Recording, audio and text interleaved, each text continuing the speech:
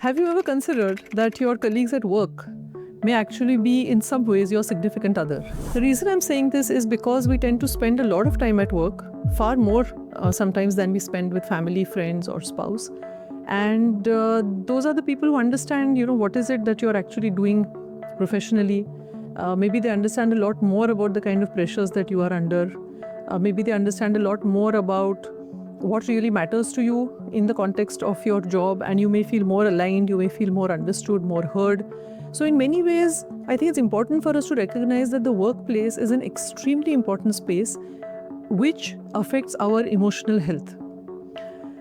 When I do group coaching, whether it is with doctors, with women doctors, other professionals, one of the top reasons they give for unhappiness is toxic work culture.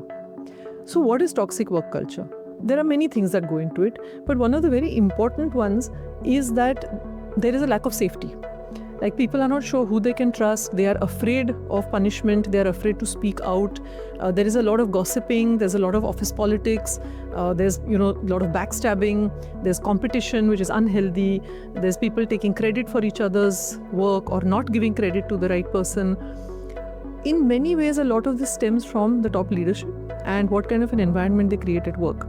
So if you are listening to this and you are one of the top leadership, I think it's so extremely important for you to undergo relation shift so that you can recognize your own patterns in which you are stuck, because all of us have had some degree of childhood trauma or some childhood experience which has created a kind of a behavioral pattern, and which also creates the certain kind of triggers that affect how we do decision making, how we interact with other people, how we are with teams, etc.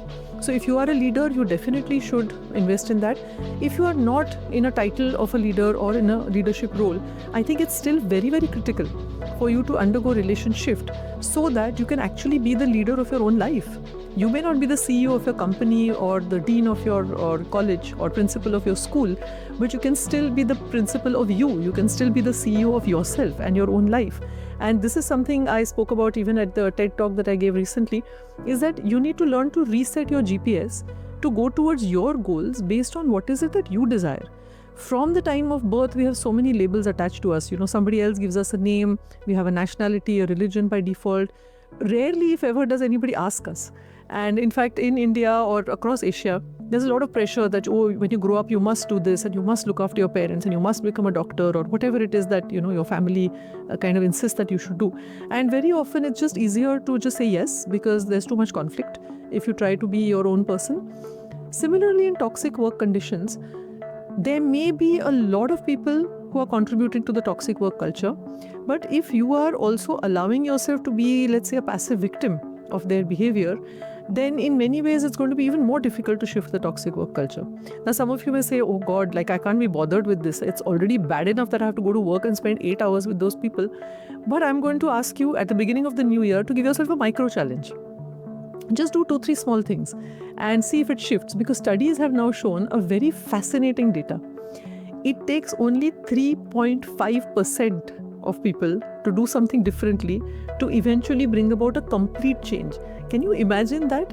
It's incredible. 3.5% means if you have an office of 100 people, only 3 people fully committed and maybe even half committed person can actually shift everything.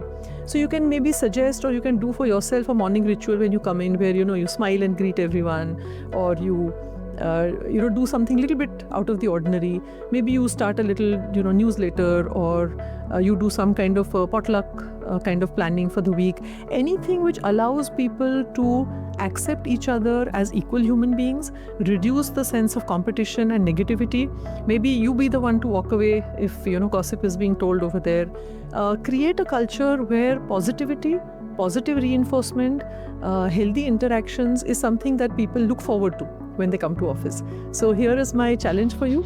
If you are working in a toxic work environment, if you are the leader or the top boss, then of course a lot of responsibility lies with you. But even if you are not, let's see if you can rise up to these micro challenges and try and see in what way you can shift the relationship of your office, of your own energies, and eventually of everyone else around you.